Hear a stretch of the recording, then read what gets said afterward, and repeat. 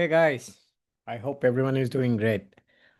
Um, Today we have a lot of OGs like whom I know personally, which is very great. But even for those people who are not here, I will be uploading this video because I'm not speaking anything sensitive. So it's not that I don't want to upload these things, but when I do it, there are some things that I'm discussing with you guys in confidentiality, and I don't want these things to go out, which can jeopardize few things. Anyway, I think this call will be very, I mean, normal, like with a lot of updates. So I will be uploading it. But even after uploading, if someone is asking for summary or something, I don't know, like please someone here help me out with that. Or we have to wait for Zero to come back because he is on vacations today. So he has informed me in the beginning of the week itself. So he will not be here. Um, yeah, I mean, let's go one by one. So after a lot of struggle, like finally we could start our vault with gravity. So the trades on gravity are going on good. I have like very sizable positions on very good coins. So they are all in profitable. PNL is green, so that's not an issue at all. Only thing like why share price is around $1 is only because of one reason that I think like my guy like on Telegram explained to you, Josh explained to you, I think. But anyway, I will explain to you once again, like if you're not aware of that. So what happens is like if you see the order books on Gravity, only on Bitcoin, Ethereum, Solana, they have very deep liquidity. I mean, liquidity of maybe $1 million or a little bit more. So, and also spreads are like very tight. So it's very great to trade on these kind of coins. But once you go down the line, like after BTC, Ethereum, Solana, XRP, all the other order books are like very thin. They're not having so much deep liquidity. So this was a major problem. I mean, like I just wanted to buy 2,000 uni tokens, like at $9. So which was $18,000 orders. And $18,000 is like very small. I mean, even for a very small centralized exchange, it's really like very tiny order. I didn't know like they didn't even have $18,000 worth of liquidity. I was very sad and I was very angry when I came to know like they didn't even have $18,000, 1 8, $18,000. So any books will have at least 50, $60,000 order books. Even on a smallest exchange, I am telling you, regional exchanges.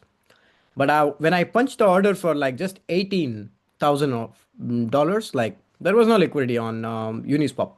So what happened was like I wanted to buy 2,000 Uni tokens at $9. And first 1,430 Uni tokens was bought between $9.13 to $9.17. And I was trying to make a swing trade. So I placed a selling order at $9.35, which it eventually went, and I sold it at a positive PNL. Now I said like I placed the order for 2,000 Uni tokens. So 1,430 tokens was bought between $9.13 to $9.17. The rest 570 tokens of Uniswap was bought at $90 because there is no liquidity at all on the order books. There was like $9, $9, $9, and the next one, like surprise, it's $90. And the problem is like in the order books, there is you cannot really see beyond some point, like what is the depth of liquidity and everything. And I gave a feedback to them, and they fixed a little bit. But I was telling like, look, this is not fair. Like, I mean, I'm not like punching the orders for $100,000 or $200,000. When you're giving me a vault capacity of $250,000, I cannot buy like for $2,000, $3,000 to make any significant profits to anybody. If you're giving me like a 250K, then my each bet size should be somewhere between 25 to $30,000. If I'm not taking 10% of the money in a single trade, I don't think like we will ever be able to make any significant profits for anybody. This is not how it works. they got like really panicked, and they came to me and they apologized like for what happened and everything. And I said like, no, apology is not enough. Like we have to do something about it. Otherwise, before when I started to trade, you should have told me like, look, Guru, these are the coins like where we have a lot of market makers. They are having like deep liquidity. You can trade on them, and please don't trade on this kind of coins. You didn't tell me anything beforehand, and on order books it's not clearly visible. So how do I know it? Because I'm not, some kind of what is that, mystic or somebody like who sees like what is going to happen in the future. If that is the case, then I would have done so many other things, right? So I said to them like, clearly it's very unfair, like you didn't inform me, but later on like this is happening, and so please help me out. And they said like, nothing to worry, we will compensate the loss, and we are going to, do it because it's our mistake. And they were very nice, very professional. They came immediately, and we had like almost four calls immediately after that in a span of 2 3 hours. And I was really sweating, like, because my trades were all going on great. Everything was making positive PNL, and we would have like up by like 3 4% by now. And even now, like, all my open positions are doing extremely great. And then they said like, okay, we come and buy back the shares. And they didn't bring it back to $1 like where it was before. They brought it back only to 97 cents. So they left it there. So like now from 97 cents, like I'm trying to push it up. So anyway, like I will do it. It's not a big thing with me. Like once it's been a long time that I was trading on large accounts or something like that. But once you are a trader, you are a trader. Like you will get into it. You need to spend some time. And in the first week, like I was spending almost like 12 14 hours on the computers, like making a lot of analysis, reading a lot of fundamental reports, seeing the where the buy pressure is coming for Ethereum, what are the threats for the token to dump, every single analysis I was making. Like how Michael Scheller started ETH strategy for Bitcoin. In the same way, like a lot of people are now thinking of making Ethereum strategy. So the first, the company which came out of this, which came out with this term like ETH strategy. They didn't call it that way, but that's what they are doing. Is SBET. So SBET is a company which is promoted by Consensus. So Consensus founder was also a co-founder of Ethereum. So they listed SBET on Nasdaq, US Stock Exchange, and they are getting in a lot of money from other people just to buy Ethereum and to make a reserve out of it. Now a lot of people are following that one. So they want to buy Ethereum to have Ethereum reserves or a Ethereum strategy, just like how Michael Scheller is doing with Bitcoins.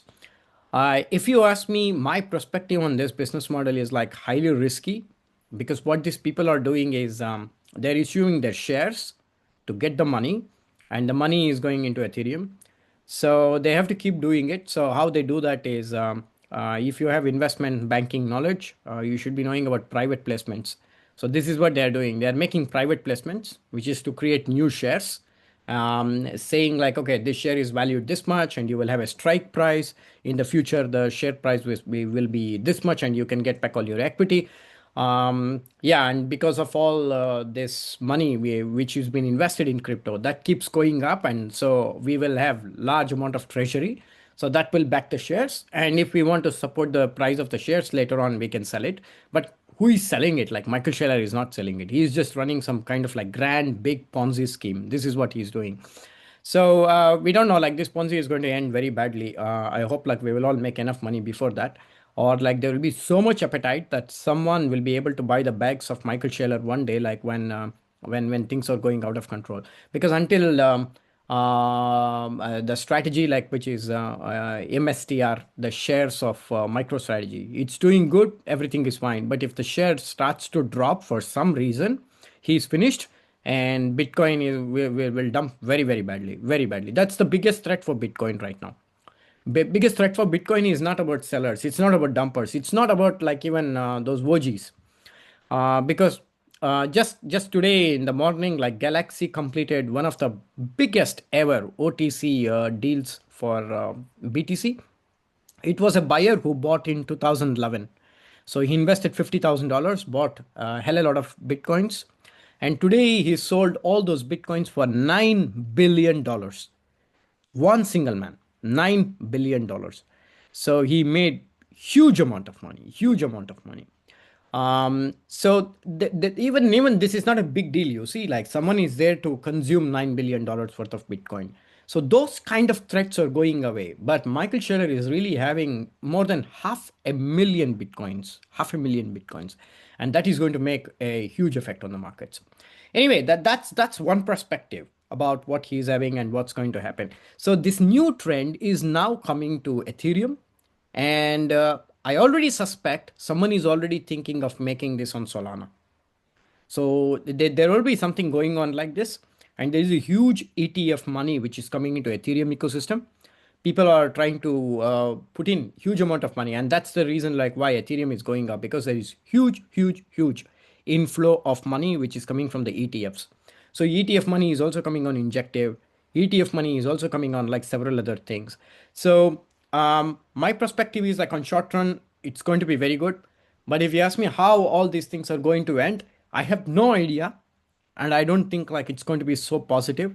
We have to see like how this industry matures and how like a lot of big people come with a big amount of money. And big means it's not multi-million. I'm talking about here, probably like multi-billion, like hundreds and billions of dollars. So if that kind of money starts to flow into Bitcoin, then I think we are all safe. Otherwise, I think like 5 years down the line or something, like we really don't know. Like with one single whale or making this kind of ETH strategy or Bitcoin strategy or something else, because I would be more comfortable if all these Bitcoins that Shaler is buying, if I was Michael Shaler, then I would do something what he's not doing. I would stake my Bitcoins to get wrapped bitcoins WBTC, which is having the exact value and backed by Bitcoin, but it's an ERC20 token on Ethereum chain. So once I have WBTC, then I would stake WBTC on a staking platform to earn the yield. So at least if these yields are coming to him, then that yields, which is very significantly higher in his case, could have been used for like several other things. Like, I mean, he could have rotated that money back into MicroStrategy shares, so that even if there is some investor tomorrow who is buying his preferential shares or private placements, he could buy back those shares from them at the same cost. So effectively, he would be losing nothing. But sometimes I feel like he has a very retarded view. That's why he is not like going on like, wrapped BTC or something else, because wrapped BTC is very well trusted. Even XRP trusts them, and a lot of people trust them. On DeFi, it's like Bitcoin on DeFi, Bitcoin on EVM, Ethereal Virtual Machine. So it's a something like what they're missing. I really hope like Consensus, what they're doing is the SBET. They use platforms like Eigenlayer, or they use some other platforms like Aave, Compound, or any other kind of DeFi protocols, wherein they stake Ethereum and they get staked Ethereum, which is called as STETH. And staked Ethereum can be again staked on a DeFi protocol, and this staked it will give them this APYs on that one. It will give some interest on that deposit or on that money. So I think it's not just being very radically retarded, like, okay, I will just have my Ethereum, I will just have my BTC, it's enough, like I don't want to wrap it, do some things. But everyone needs to be very responsible when so much of money is involved and so much of retail people are involved, so that like no one like will go somewhere else. So there are a lot of reasons like why I'm bullish on Ethereum. And there is also one more thing, like if Bitcoin is pumping, nothing pumps, it's only Bitcoin which pumps. But if Ethereum is pumping, the whole altcoin ecosystem will pump, because that's when the money flows into altcoin ecosystem. Altcoins will not rally if your Bitcoin is rallying. That's not how it works, and that's why we always see the Bitcoin dominance, right? So if altcoin has to pump, then there is only one way, and that is Ethereum pumping. So even Solana Maxi people, Cardano people, and every other people like who are having other very big, altcoins, they want Ethereum to pump. And this is the reason like why everybody will have some Ethereum with them. And other couple of reasons is that all the layer twos like on Arbitrum or any other token, if you have interacted with this blockchain, you will know that fees what you pay as the gas fees is Ethereum, it's not Arbitrum. It's the same with like any other EVMs. Like on EVMs, the fees is Ethereum, The fees is not their native token. Their native token is used only for governance and other couple of things like, but the settlement layer is always Ethereum, and that's why it's called as L2, layer 2. So when settlement layer is Ethereum, people need Ethereum for gas, and many other tokens like which is there. They're all running on Ethereum blockchain. And even today, most of the DeFi protocols are on Ethereum or on some layer two. So all layer two boils down to Ethereum once again. So that's why I'm very, very bullish. BTC has hit multiple times all-time high. It's just hovering around like 4 to 5% below its all-time high. We have seen Solana hitting all-time high quite recently, like few months ago, and we have seen all the tokens hitting all-time high except Ethereum. Ethereum is the only token which has not hit an all-time high ever since 2021. So, and what is the reason? Like, I mean, if Cardano can go and it's still surviving and it's still existing, any other token can go up. And that should be your assumption because Cardano is something which has absolutely zero. They have no ecosystem, they have nothing, absolutely nothing. They have been telling all the stories like since a long time, and majority of their token holders are from South Korea and Japan. And this is a very big thing, what I learned, and this is what I am doing for B3X also, building communities there. Because South Koreans are gamblers, they're born gamblers. Actually, when they are born, they don't, cry or they don't ask for the milk from the mother. They gamble first and then they think about other things. And this was said to me by my friend, like who is a South Korean. So Koreans are like that. And they said to me about this one. And he was telling like, look, we Koreans are gamblers. We are always like that. And we are a very big people when it comes to FOMOing into something. So this one is like that. And Japanese, they have a different kind of culture. They buy and hold, they hold for life. And they never like sell anything. And it's partly because of the culture, and it's partly because of the tax also, what they have. Because there is no long-term capital gains tax, but there is a short-term capital gains tax, which is very high. Because of which like they hold for really, really long time. And if you see Cardano is having like mostly holders, like 70% of them are in Asia, predominantly in South Korea and in Japan. So these are the markets like where these kind of persona of holders exist and they crack the code. So if Cardano kind of token and every other kind of token can rally, I don't have any doubt about Ethereum making an all-time high very soon. So that's why I have like a big fat position on Ethereum and big fat position on BTC. I don't need to, play scalp, do swing trades and all these nonsense things because that's not the way how you trade. If you keep, fighting every single day, then you don't make money. You have to take a position, you need to have a conviction, and you need to know why you are getting into a trade and what's your exit strategy and why do you want to exit and when do you want to exit from any particular investment. So that's how you make money when you get into a trade. And this is how like I learned on my institutional desk. This is how I learned like at several different places like in my life, in my professional experience.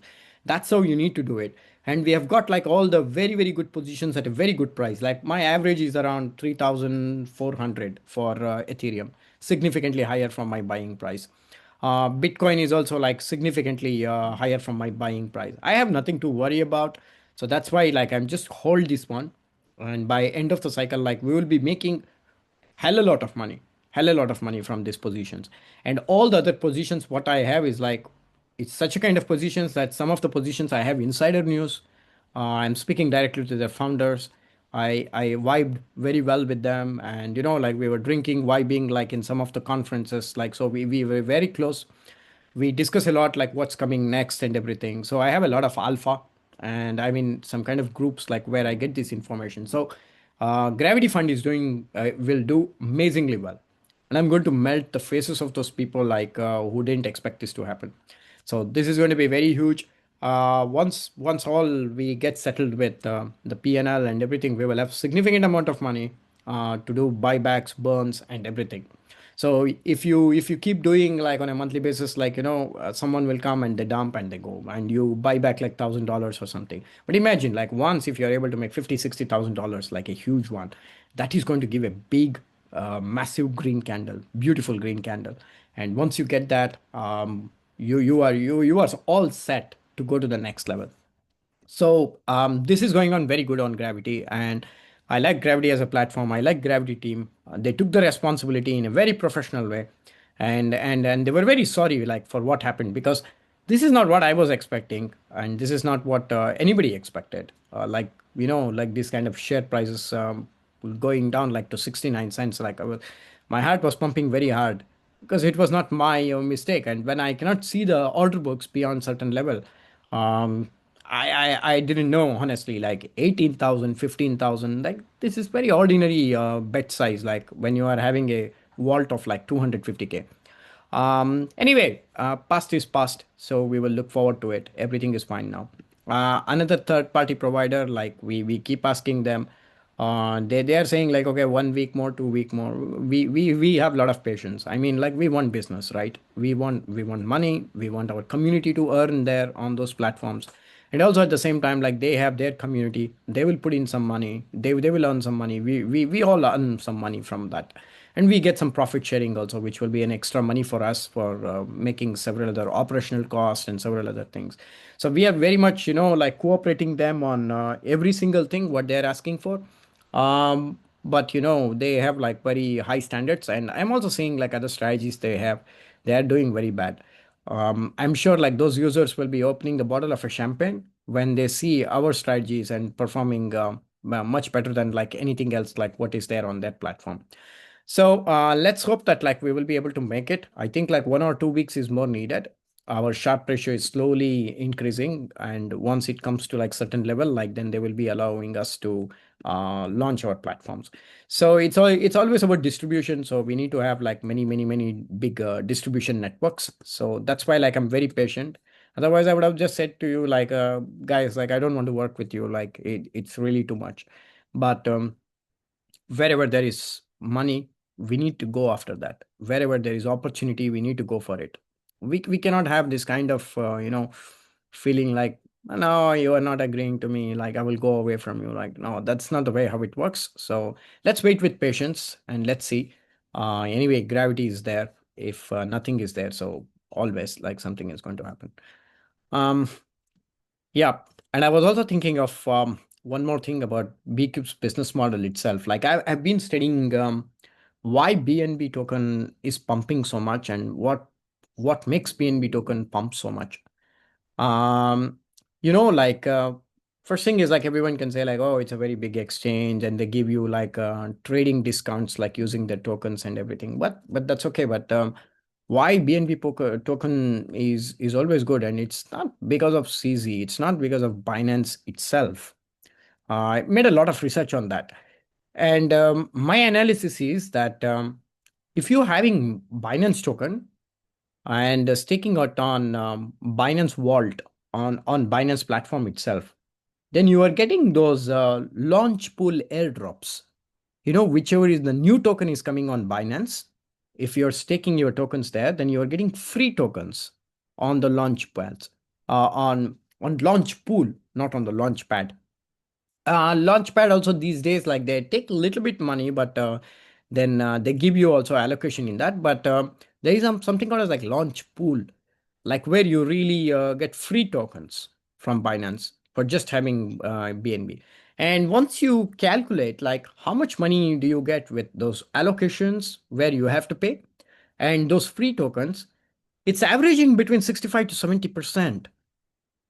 So that's a huge APY on the money what you are having. And this is the reason why institutions are also interested in BNB tokens. See, some of the very big tokens, there are two types of tokens.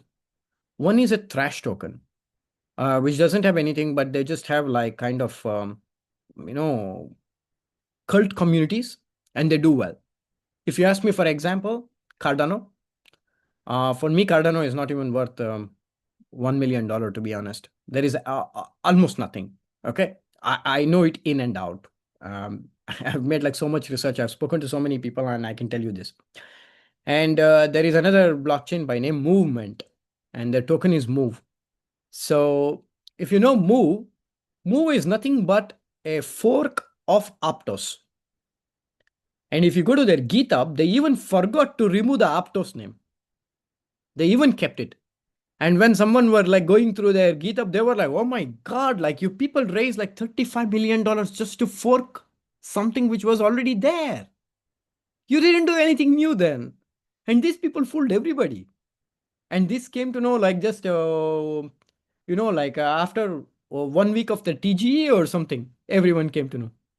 Because they released their GitHub and they made it public. Because there was only, there was only testnet. And even now also, there was only testnet. So I mean, like these are some of the things like, and there is no reason for it to be $1 billion project, because if you just ask us to make a fork of any chains, well, I think fork will take like 1 day, but other things like making the things, okay, like give or take, like give us 5 days, like we can fork any chain that you want if that can be forkable. I mean, like Aptos is, you can do it. We can fork even Ethereum. We can fork even like a lot of other chains that can be forked. Like we can do a layer two on Solana, which is also like kind of forking and stuff like that. But there is not big difficulty actually. It's not like building a perplex, like where there is so many things. There is oracles, there is keepers, there is a ADL system. There is so many complicated things. But just forking a chain, it's very easy. If you're a blockchain developer, you can do it very easily. So that's what they did, and everybody know. But they built a cult like community, and they were like, okay, you are a fork, it's fine with us, move. And they were the people who came out with G move, like good morning. They used to type G move. They were the people who brought this culture, like, and then everybody started to use like G Kaito, G ETH, G Soul, and everybody. But G move was bought by this movement people. So they built that kind of cult community. So this is one way of doing the things. Another way of doing the things is like how Binance is doing, because Binance token is having use case within their ecosystem, as well as it's kind of like yield bearing in another way. It gives us some yield by having it. So it's having a lot of like real utility, like in this case. I was also thinking of something about BCUBE in this way. So instead of like buying back the tokens, how about like getting some allocations in some good projects, which is backed by some very good blockchains and these kind of things, and airdropping these tokens for free for the holders, absolutely free. So you will have your tokens with us, plus with this profit you are earning something, and this will invite new people to come in to buy the tokens to get this allocation, because they can't get this allocation on their own. And it will be free tokens, 100% unlocked on the day one. So when it gets listed, immediately sell it, and you can make money out of that one. So this brings a utility for the token, because just buying back and burning, okay, we can keep burning back, burning back, burning back. It will increase the prices for to some extent, but that itself is not a use case, right? You need to have a little bit of use case also. Plus, you need to do this buyback and burn also. So there should be an element of like 50-50 here. One, you get on the tokens, and like many of the launch pads, like which I was in contact with anyway. I severed my all connections with all the launch pads, because we don't need launch pads. We absolutely don't need launch pads. We have enough people, very credible people, so that itself is enough. And people whoever have gone on launchpad so far, like, have not done well. Like, I mean, majority of them, some of them did well. We have to do a lot of DD. I was telling to launchpads like so many times when they send some projects for making DD, like, look, this is garbage, like, don't do it. These people don't know what they are doing. They don't have relative experience. They don't have the proper education to execute this kind of project. um, I don't think so it's going to make it. But still, they listed them, and now they know, they found out like what happened. So in this kind of things, like we can also give airdrops, like free airdrops. Like, okay, even if we have like a profit sharing of like $1,000 or $2,000 a month, still take that $2,000 and give it to a community, like, for free. Send it to their wallets, and that's it. Everybody gets like something, and everybody is happy because they got some free tokens, and immediately they will be able to sell. So that's a good utility. So that's what I'm thinking, and I still need some structure on this idea, and I will come out with that at the right time. Third topic is about Bloomberg. So what happened was, like, I suspect like someone who wanted to build something like Bloomberg, but we were already building it at that point in time. We were already building Bloomberg. But someone told me like, look, I have an idea, and I told him very clearly like we are already building this one. So yeah, he was a friend of mine. But like after this one, like we are kind of like frenemies or someone like that because of competition. I think like he tipped off to Bloomberg, the real Bloomberg. And what happened? Like we received a legal notice last week from Bloomberg, and it came all the way from New York. And for the first time, I was seeing the letterhead of Bloomberg with their head of legal sending us a letter. That was a very beautiful letter. Like I mean, I really want to like show it actually. Like it's a very beautiful letter, by the way. Let me just show it because I just want to share this one. So you can see my screen. So this is a very beautiful letter, like from Bloomberg. We received it from this one, and it really they could find out like all our office space and everything. And this is Central Super Lakes University, like where we have incubation. And they sent like Mr. Russell, Mr. Venkatesha, we are using this Bloomberg, and you are mocking our brand. And it doesn't matter like if you just replace your E with a U, it's still the same because IP works on how you sound and not how you write. So there were a lot of lessons of that word, and they were saying like, no, you have to give it back. You should not do this one. So immediately like you have to stop it. But anyway, like we are fine with that. So Bloomberg, we did it like because there was AI agents and everything, and we really wanted to show in this industry and show all these VCs that we are dealing with on an everyday basis that we are capable of making an AI agent. So we have these capabilities to really execute an AI agent and to understand this AI as our core strength. So that's the meaning and that's the message we wanted to put forward. We put it forward it like successfully. The terminal is great and everything is great. Now we have to draw the curtains on Bloomberg. So we have to change the Twitter ID and everything. Anyway, we will stop Bloomberg. Like it was enough. Like we wanted to show it and everything was fine. So now Bloomberg will rest in peace. And we have the underlying technology which we developed. And that underlying technology will be used later on B3X.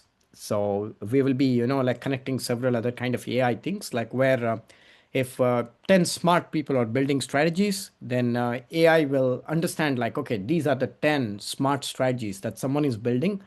And they give all these 10 smart strategies to an AI agent. So AI agent will watch all these 10 beautiful strategies and will try to see how it can make it more perfect. So for all these things, like we need exogenous data such as media reports, social networks, and other things. So that's why we build this infrastructure. So sadly, we have to close Bloomberg, but happily, Bloomberg could contact us. So Bloomberg knows that there is BQ and there is B3X, which was involved in this one.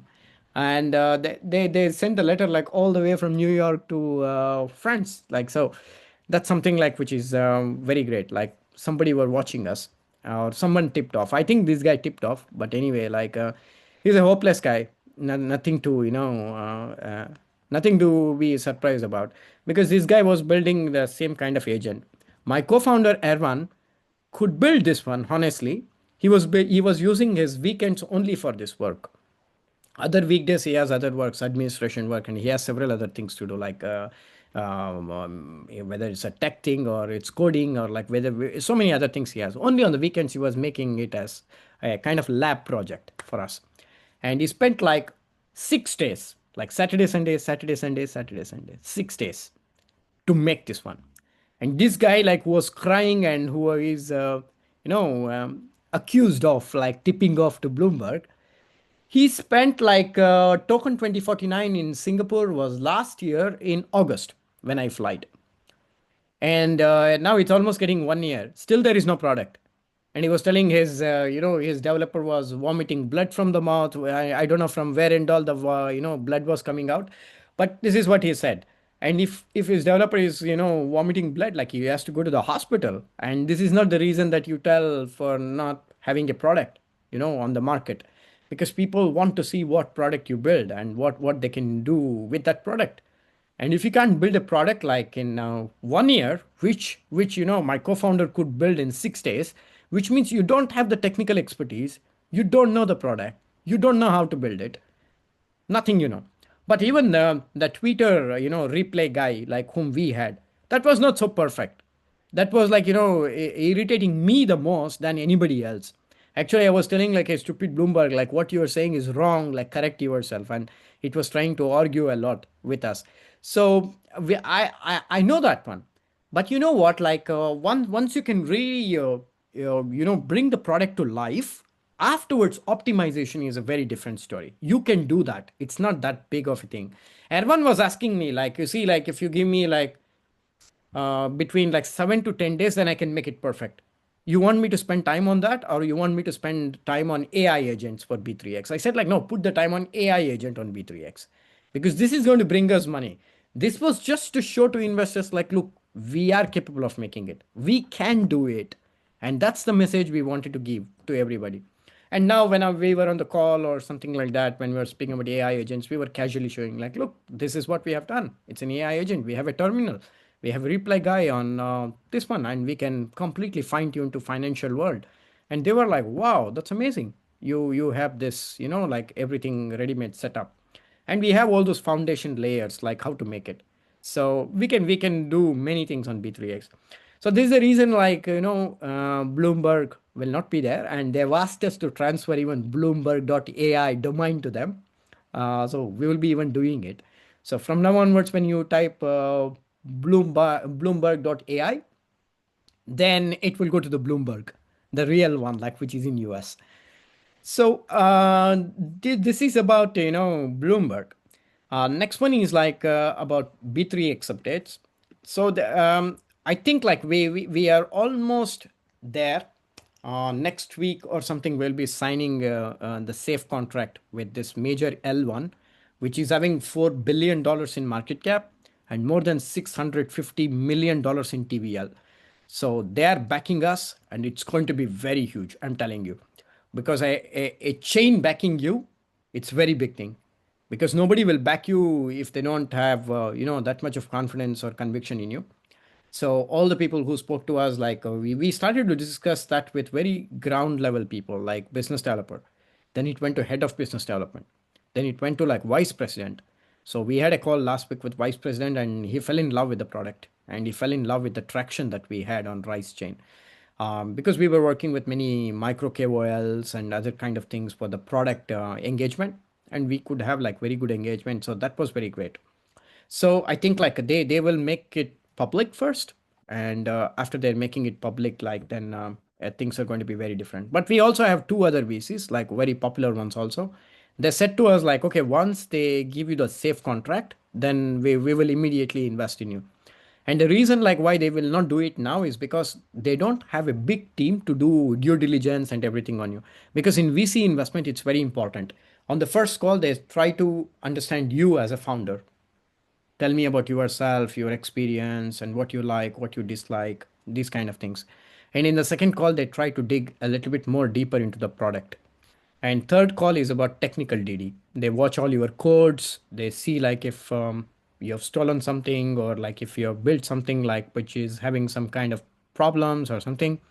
And the fourth level is like about your GTM, go to market strategy, your other business development things, and your partnerships. And this is what they dig into. And the fifth phase is like, yeah, like the main guy will come and speak to you. And then like now our application is in front of investment committee. So once investment committee like just signs it on it, yeah, we will get the investments and everything will be fine. So this is what we are waiting for in the next week, and they are going to make it public, and we are getting a lot of TVL support from them, which is a couple of millions of dollars.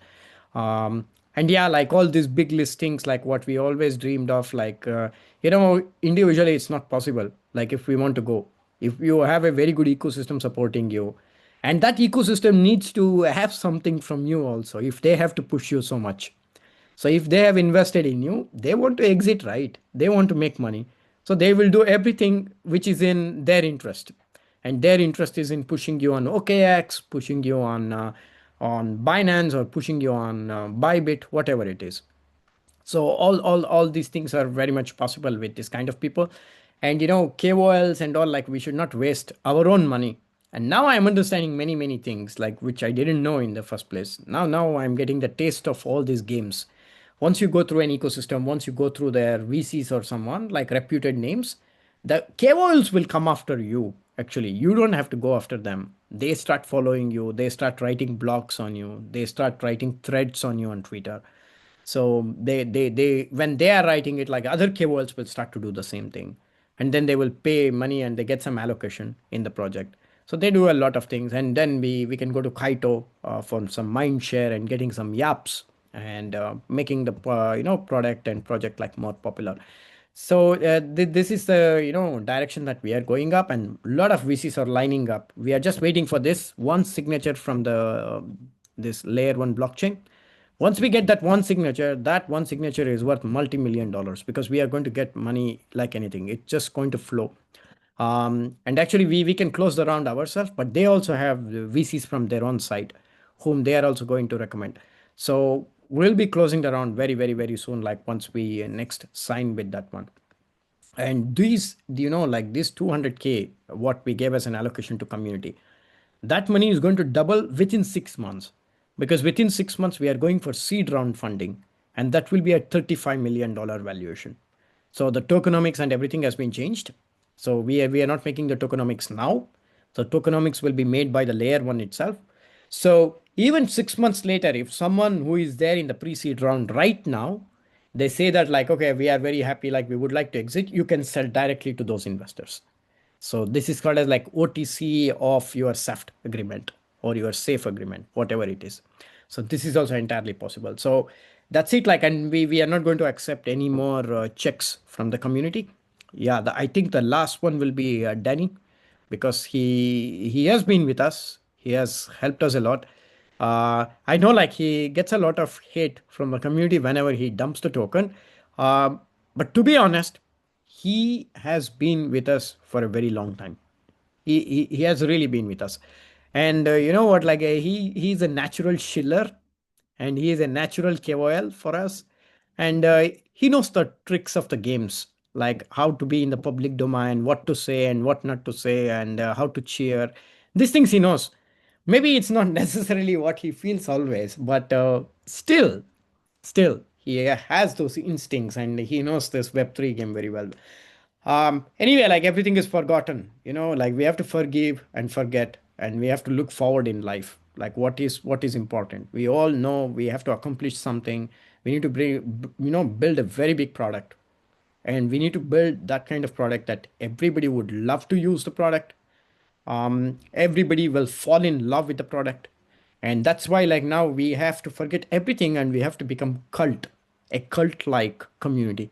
This is how we need to do right now, and we need to build this cult, and that's what we are exactly doing now, building a cult behind the product. So once we receive this check from this layer one in the next week, after that, like we have plans to make all these cult things and everything. So cult things, like yeah, you cannot be you cannot be like a person like who has no controversy and being always silent or something. Look, if you want to be like that, and if you want to see that kind of founders or somebody, go to a Buddhist monastery, you will find them there. Okay, don't find them in the Web3 world. Or like go to some priest, bishop or pope or somebody. They are like that kind of people. Here you need to be controversial.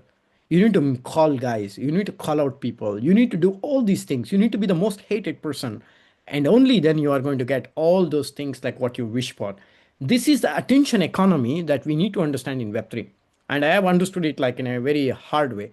That's why you need to have like very unconventional point of views. You need to be very controversial, and people will love you if you are like that. When I was pitching to investors, like in a very kind way, in a very normally I am like that, my nature is like that. Honestly, I have kind of like two three different types of personalities within myself. You cannot call me like split personality, because that's not I am, but at least for the outside world I am triple personality. So what I am is like, I'm very kind, I'm very friendly, I'm very jovial. Yeah, I'm a kind of person like with whom you can go to a theater or garden or like any kind of party, fine. But this is not like people like. And when I started to be a little bit arrogant or something, people started to love me. And they said, like, we want to invest in you. This is what they like. This is what they want to see. They want to see that type of a person. So that's why, like, we have to do everything like that one, in which like people will fall in love with us. That's why we need to have like controversial approaches and like a lot of other things, like mocking a chain, mocking something, and like saying like, okay, our product is the best. We are the best. And honestly, this is really true. We are building the greatest product. And if we are not building the greatest product, and if you don't believe that we are building the greatest product, then you should not invest in that. If you have that level of conviction about what we are building, then you have to invest in that. Just imagine, I'll tell you something like what we discussed in the team just yesterday at the night. I just got this idea in the evening. And I said, like, guys, we need to go on the call right now. And one guy was saying, like, it's 1 o'clock for me at the midnight. Another guy said, like, no, I'm having dinner. I said, like, no, stop everything and like come right now because I want to talk to you. This is something very important and you need to hear it right now. So everybody came because, well, what some team members are in Vietnam, and someone is in India, and someone is in France, someone is in like some other country. They came, and I said to them, like, look, how about people, put money on vaults for earning APY, right? We all have our, BNB tokens or Ethereum tokens on the vault to earn some APY, or your USDT, USDC to earn 7% or 8%. How about having a vault like where you can earn APY, and at the same time, you can use those tokens as a collateral to trade on whatever you want. So you are winning in two ways. One thing, like you are having USDC or USDT or like any other token, which is already earning APY in a vault, but this money is also used as a collateral so that you don't have to do two different things right now. Right now, like you have money where you are putting it on some vault or some DeFi vault, and you are earning APY there. And second thing, you have a separate money for trading. Now, if we merge these two worlds, like where you can earn APY and you can trade also with that money. So this will give you a dual advantage. So this is what we are working on with B3X, and there is no platform which is doing that one. And also like to do very complex actions. For example, you can earn 22% yield, but it's not for a new buy. If you're very new to crypto, don't do that because you will be super confused.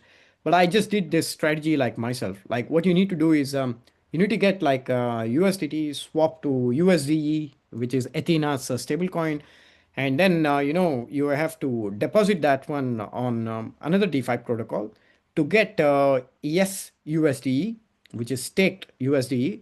This USDE, like take it on another protocol, like which is on Athena itself, and then you will get like another token out of it, which is like a yes USDE zero or something, and then take this one and put it on Aave, and you will get 22%, like total returns on your stablecoin yield. So you can make all this yield strategy. It sounds so complicated and everything. Now, how about doing all these things with a single click?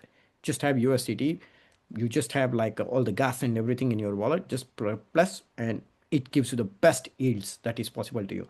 So we can make that kind of best yield strategy for you, so that you're earning yield on the platform. At the same time, you're using the same money to trade on the platform. So this is something like what we are thinking. So B3X will be the biggest platform on the perpetual trading decks, and it's going to do a lot of things. I hear like there is Hyperliquid and other kind of people. Hyperliquid chain, no one knows. It's not open sourced. It's a very closed chain, and we don't know how many TPS it has. Nobody has any kind of information, and there are only three validators. So all the three validators are Hyperliquid itself. If they want tomorrow, I mean, they are not like that. They are making shitload of money. But the same thing was with Sam Bankman-Fried also. He was also making a lot of money before. He was making like millions and millions of dollars every single day with FTX. But still, if Hyperliquid somewhat goes rogue tomorrow, they can take away all your money, because there is only three validators, and you don't know the dynamics of those chain, how it works. It's not decentralized. It's highly centralized. It's literally a database what they have built. It looks like blockchain, but it's not exactly that.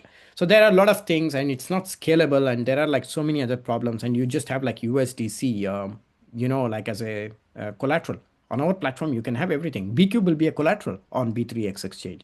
So you can have BCube tokens as a collateral to trade on whatever you want: stocks, commodities, yields, even greed and fear index. You can long and short anything that you want. So this is like a very big innovation, and it's very, very different. With all these backings that we have, with TVL commitment that we have, we are going to do amazingly well.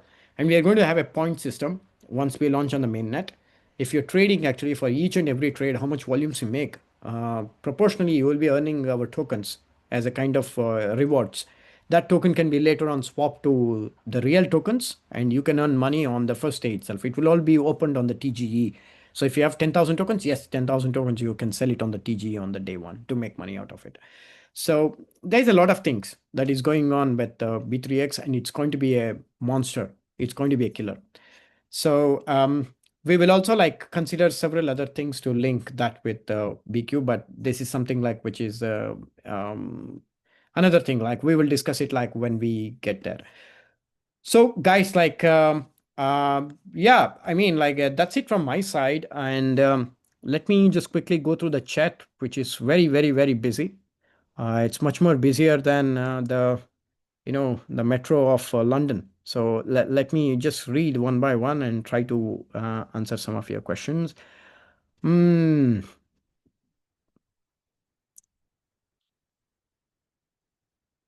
I think one guy that front run.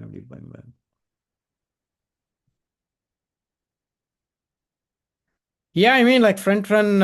I don't know. Maybe I cannot accuse anybody. Like I don't know. I don't know because only few people know about what happened with this one, and it was only me and the Gravity team, and it was like two other my co-founders. So definitely, it's not from us. I don't know if it was from Gravity or I don't know who made it, but yeah, I understand. Like they did that. Is Binance Launchpad still a thing? These coins mostly dump on launch very hard. That's very true. They dump on launch very hard. But one good thing is like 100% of the token is available for selling on the day one. So there is no vesting. So in a way, there is nothing for us to lose. So still, hook or crook, we make some money out of it. So that is how like institutions and other people like yield earners, they see it from that point of view. But yeah, like I mean, if you're asking me personally, like Binance listing is not a big thing anymore. That's why they came out with Binance Alpha and several other things. Like now, no one cares actually. All the tokens that is getting listed on Binance is dumping very hard. So Binance is not such a big thing. I mean, Binance as a company is doing very good. It's having still a lot of trust, even from my own side. I trust Binance. But having said that, whether Binance listing is a big thing, I don't think so. I don't think so. Now it's very different. It's about community, how much people believe in a project, how much people believe in the team, how much people believe in the tokenomics, how much people believe in the revenues. It's all boils down to that. So that's why, like in tokenomics of B3X, we are having like 15% of revenues, like where every month we will buy back the token and burn, and we have 25% of the revenues where we will buy back and keep it as a reserve strategy. So buyback will be going on constantly there. So we took a leaf from hyperliquid, like what they are doing, like buy back and keep it, making a strategic reserve. So we are doing the same thing with B3X. um, Definitely, there are a lot of shit coins on Binance. Like, I mean, those banana and all those kind of meme tokens. What they listed, like, it's really a disgrace because after they listed, 1 or 2 months later, it dumped to all-time lows, and then they delisted it. But they knew it. It's going to go down that way because founders were not doxxed. No one knows who they are, where they live, whether there is even a KYC for it or something. But they know like who were the founders because they were having significant amount of tokens. So, I mean, like that's why in crypto they say like now it's not altcoin season, it's not Bitcoin season, it's a crime season. So this is why they are saying because the man, the head of the largest country in the world, he's a promoter of this kind of nonsenses, you know, uh, launching their own tokens, launching the wife's token, launching the his mistress tokens or whatever tokens like he's coming out with. It's a disgrace to be in that position and to do something like that. Mm, Um, Uh, BCube has to give nothing in exchange for those kind of tokens. What we will be airdropping. Yeah, that was my idea. Like this is Javier who is asking about this one. Like we don't have to give anything. It's just like I have good contacts with very good launch pads and other people because even B3X signed agreements with these launch pads to launch ourselves, but we are not going down that road of like immediately make an investment and then go to TGE like in a week. We're not doing that one. We are going for pre-seed, seed, Series A, and then list. When we are raising a Series A, we will be raising at $100 million valuation within the next 1 year. So once we make that one and then we go for TGE, then we will have a TGE of 400, $500 million valuation. So we have been advised by proper people, who have been advising like $1 billion projects. So they have put a very proper, steps for us. And they said like, Guru, like, look, this is the way we have to go. Just listen to me and I know it. Just have patience and this is the way you have to do it. So that's why like we are not going on those launch pads because I made agreements with those launch pads and I was in very good terms with them, having a weekly calls and everything. So we can get some allocation from them. Call it a Bloomberger. Oh, then like Bloomberg will also come after us, and then what is that one like King Burger or like that? There is one more thing. No, yeah, they will come after me then. Um,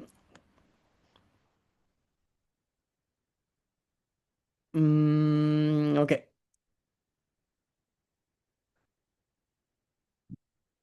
Yeah, fundraising for B3X, I covered it, this subject, and startup incubator competition. Yeah, like I mean, this startup incubator is like so difficult to get in. It is so popular, run by very, very, very popular man in the United States. He's a billionaire. And he was the seed investor in Coinbase. He was a seed investor in SpaceX, in Tesla, and other kind of companies. Very, very well-known man in the Silicon Valley. Everybody knows him. So we had to pass through several phases. First, there was like an application process, and then application process. Actually, I figured out that the pitch competition what I won last month, like in France, like in Cannes, and they said to me like if I want to go to this accelerator program, they can give a recommendation to me. So without recommendation we cannot get into this accelerator program. So once they gave a recommendation, then I had an interview with them, understanding and other things, and then there was an IQ test. So they will give a kind of puzzle like where you have to sit in the screen, no screen sharing, like no help from any of these things, and there will be 60 multiple choice questions, uh, mathematical and puzzle, like testing your IQ. And you have like 60 minutes to answer them, 60 questions in 60 minutes. And the total score is 50, and you need to get at least 40. So finally, like I took this test, and this test like quite similar thing like what I faced at Morgan Stanley also, asking all these questions. But I'm good at math. I mean, like in my engineering, like my major was in game theory and statistics, so I'm good at math. But I always have this habit of like writing down to like calculate the things or to know that one. There was like many other things like the 15 marbles black in color, 10 marbles like red in color. They mix everything like randomly, and one is more heavier than the other one, and there is like 5-degree inclinations on a box, like which side the heavier one will go, what is the probability, and these kind of things. So if I have like a paper and pen, like I could have done it more easily, but still anyway, like I got 44 out of 50, like the score. Still I did it very good, and they said like yes, like you are selected like from this round. And they said to me like, okay, last thing is about pitching, so you have to pitch. And we were like 25 people selected all around the world out of 2,500 applications. So only 1% will get to the chance to go to the pitching stage. And from here, like only 10 startups will finally go to Silicon Valley in San Francisco. And we have to be there for 2 months completely. They're going to pay for our flight tickets, they're going to pay for our stay, and all the activities and everything. Only food we need to sponsor ourselves. Otherwise, they're going to take care of everything, literally. So I've applied for it. I pitched very well. it came out very good, and even the judges were like very impressed about the B3 extraction so far. Given like our marketing budget and everything, keeping it so low, and yeah, like I mean, they liked everything and they liked our vision. So that's why like they said, yeah, this is great and this is really lovely, like what you're building, and we really like it. We will let you know within like few days, they said. By weekend, one person said weekend, like, so we are not finished the weekend yet. There is tomorrow Sundays also, like these people work on Sundays as well, because I got my one of my confirmation for getting into the IQ test last week on Sunday. So I'm expecting tomorrow to get that letter, and they're going to make it announced themselves on their Twitter, and then we have to retweet it. So there's a kind of confidential clause like what they made to sign, that if we announce it before, then they're going to disqualify us. So they're going to make it public. So let's hope like they will be able to do that. And if they do it like on August 14th, I will have to fly to San Francisco. So for 2 months. So this is going to be very big, because in San Francisco, like the place where they are all the big, investors in the Web3, A16Z, Paradigm, Dragonfly, everybody. So they are all bringing them and giving us, one-on-one sessions with these kind of people. For pre-seed round, we don't need it. $1 million, we will be able to fill it. But next one, what we are going the seed round, like for that one, we will get ready now by meeting all these people and vibing with them. So that's about the startup incubator. Money committed from Injective, yeah, it's still there. Like I think like the smart contracts came out on Friday, and we asked them to make some more. They asked us to make some modification on the smart contracts. We did it. We sent them back. I think like Monday they are going to come back with all the correction, and then finally we will have a smart contracts audit. And then once it is ready, we have to deploy it on Injective chain. And once we deploy it, like Injective will be giving us 500K. But 500K is not something what is exciting, because I already told them very clearly, like if it's not $2 million, then I'm not getting from my bed. So I need $2 million. I don't know how, somehow get it from your community or somewhere, but please get me $2 million. If you get me $2 million, I'm going to run this product on Injective. Otherwise, there are a few other people like who are inviting me. I will go there. I'll go where the money is, right? So we all have to be very professional. Like I cannot think like, oh, this guy, like, he's after me. That's not going to give me money. That's not going to give me anything. So, yeah, like, I mean, this is a done deal. It's a done deal. There is no hesitation now. They are going to invest with that. Otherwise, they would not be paying for our, smart contracts audit. I made them to pay for our smart contracts audit. They were saying like, no, we want auditing to be done by a person like whom we trust, and not the people like I said, like we got it audited by Hashlock. Hashlock is a very big name in the industry.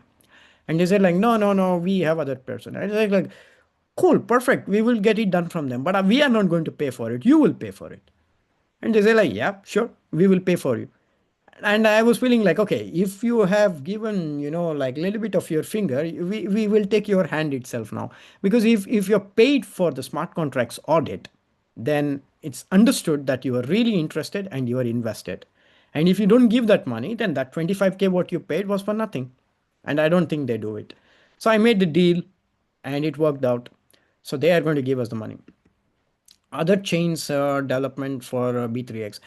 We are not focusing on any other chain besides the one which is funding us right now. So we will be exclusively on this chain for 1 year or something, but then we will go on multi-chain, because we need to get TVL and liquidity from other chains also. We cannot be on the same chain for sure. But like as of now, we will be on the same chain. Uh, that the objective and the logic should not be going on multi-chain just because we need to go on multi-chain. Because after going on multi-chain, if your TVL is still the same, it doesn't make sense. If you could, it's like, if you could make $100 in one single trade very easily, and there is someone else like who is also trying to make that $100 in 100 different trades, it doesn't make sense. Like, because you're spending more energy and time and everything, which is of no use.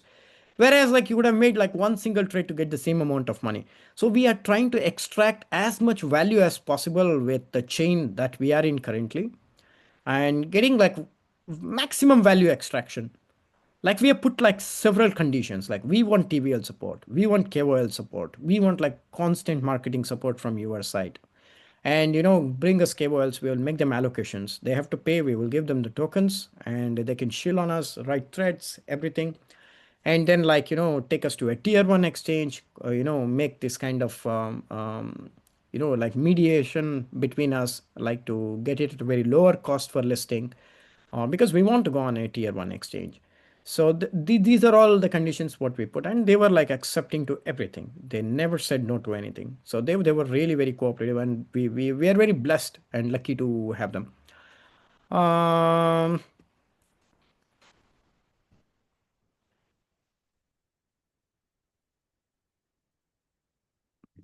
mm, there are some comments on poor Danny as usual, but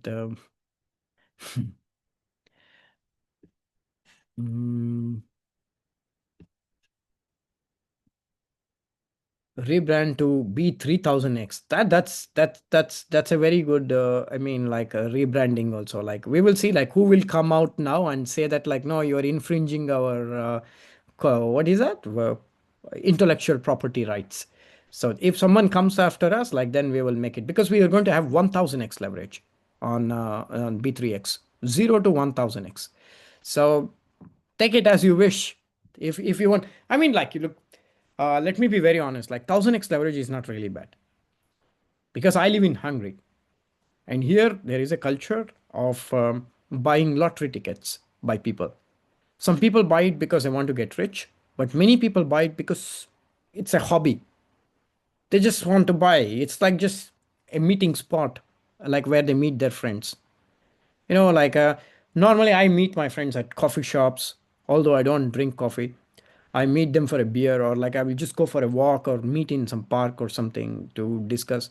Or like we will just meet at an incubator, like to discuss something about the work. But there are people, majority of the world people, they meet at the lotto shop. And Lotto is a brand here, like which sells lottery tickets.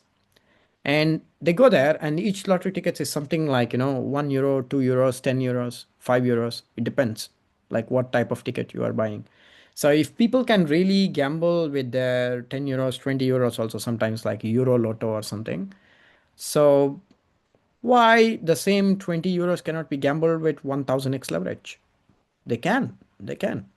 So I mean, like for it's kind of like different type of persona, but it's always possible. Mm, mm, those restacking trades have a very big pain point that is existing.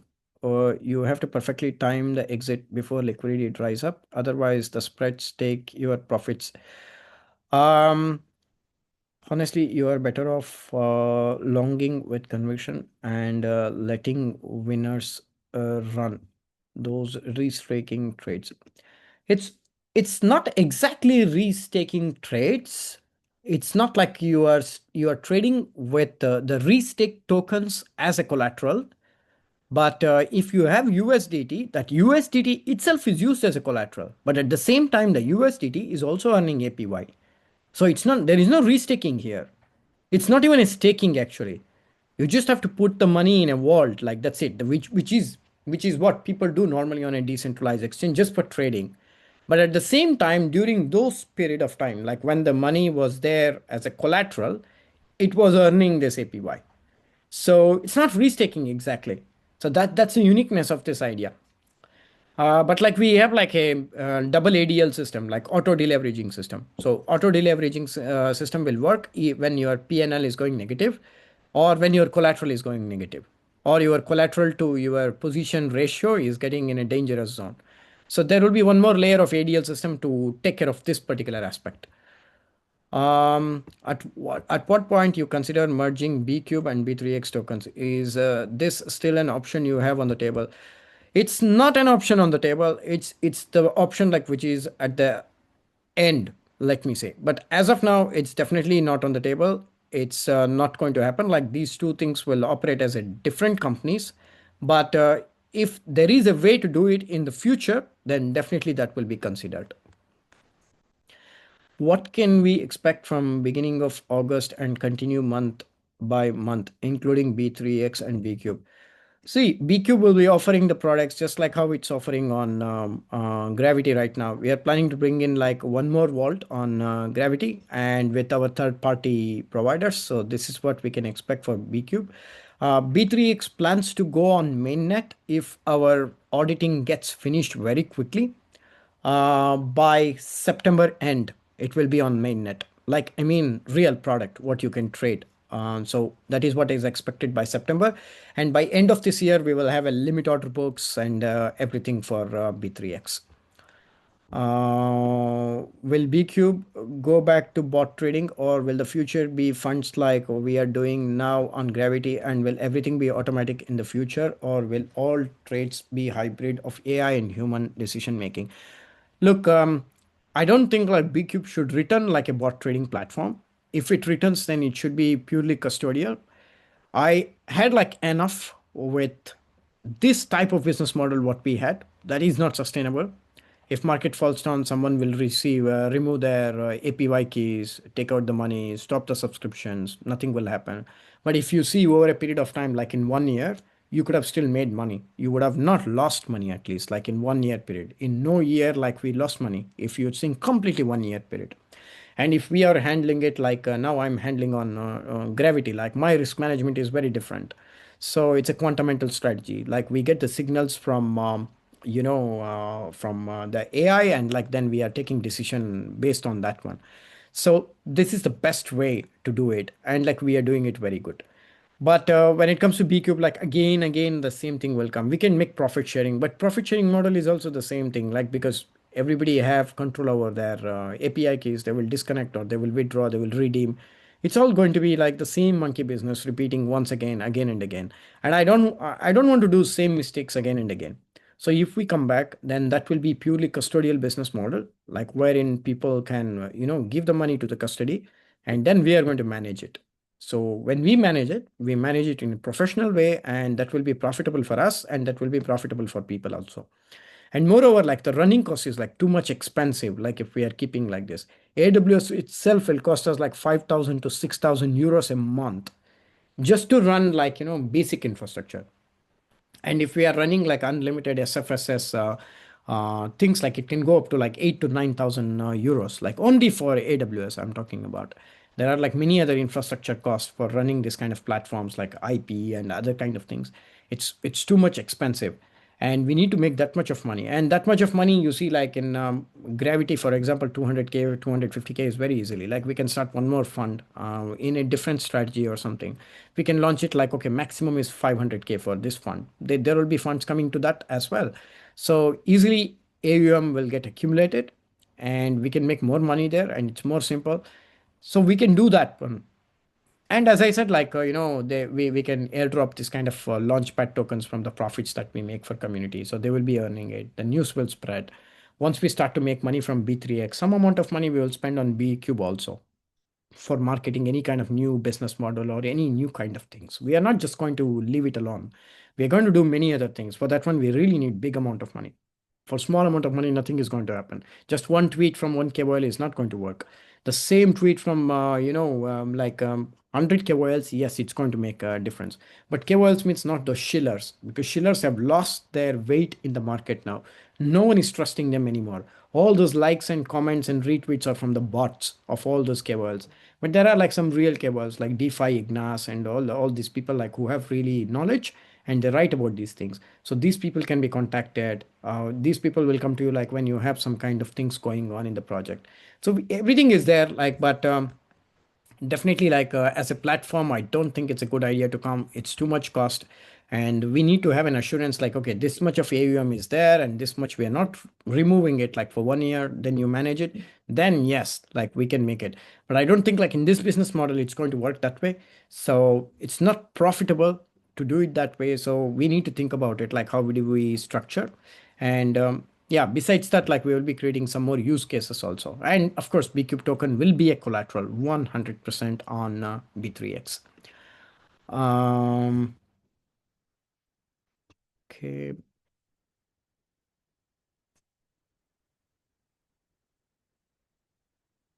pay for this inflated audits. Yeah, I mean they paid for it. The inflated audits was not from injective side. It was for auditing the B3X, which we are building custom decks. But yeah, like we are not going to pay them $1 million for the auditing fees. Mm, I'm not swing bot. Alt bot and swing bot will definitely come back the moment we get permission from this third party provider. So that is definitely going to come back. So this altcoin also a swing spot, definitely it's going to come back. In fact, the strategy which is running on the third party platform right now, which we are planning to make very good sharp ratio, it's the swing spot bot itself what we are running there. So it's definitely going to come back, and that everybody will have access. No issues about that. Um, So pure BCube single bot strategies won't be offered on Gravity or later on B3X itself. Like no, no, not that kind of strategies, because on decentralized exchanges, it doesn't work the way like how it works on centralized exchanges. So it's very different things, because these kind of swing strategies, um, like we entry and we get into the trade and get out of the trade like very quickly. And on decentralized exchanges, you need to approve it. Like there is one click. It's a bit different, and also order books and getting on chain. It's very different than going on any centralized exchanges. So that's why we cannot keep that one. So that will remain on centralized exchange strategies itself, but that will be available on the third party marketplace. Mm. But Bcube can, like come out with different type of like AI strategies, like where SFSS will make the strategies run, but that's not swing spot bot. This will be something different. So that can be there on B3X, like where there will be a little bit longer time frame, like on a daily basis or a weekly basis kind of trades. But these kind of like lower frequency things, it's not so easy to make it. When could we expect the first large buyback and burn of BQ? No, no idea. When I close the positions, only then it is going to happen. But I am not going to close the position anytime soon. So no idea of that one. It can take a couple of months. I'm keeping all the positions open and they're doing extremely good, and I don't want to kill the trade. I will keep it running, make one big money out of it, and then get out of that one. So, if there is no more questions, so we can just wind off the call.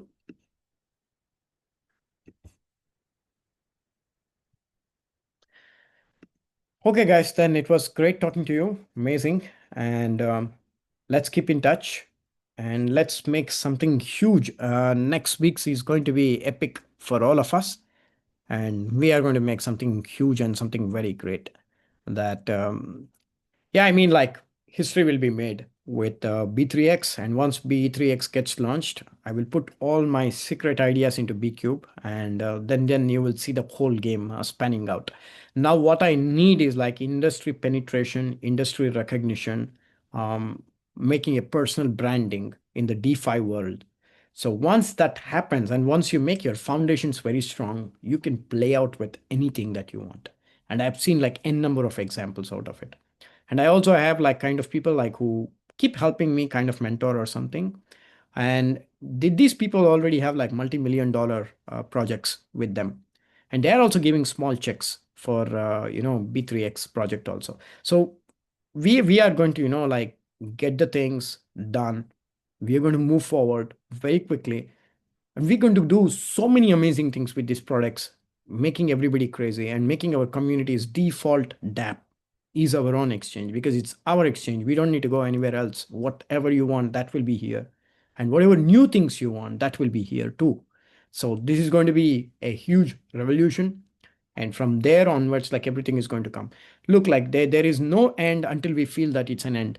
That is what everybody needs to understand, because everybody was saying like, oh, okay, like, okay, everything is gone. Like, no, we made partnership with Gravity. We bought back the money. We looked for a way to make money, earn the money, make the things happen. It's going on.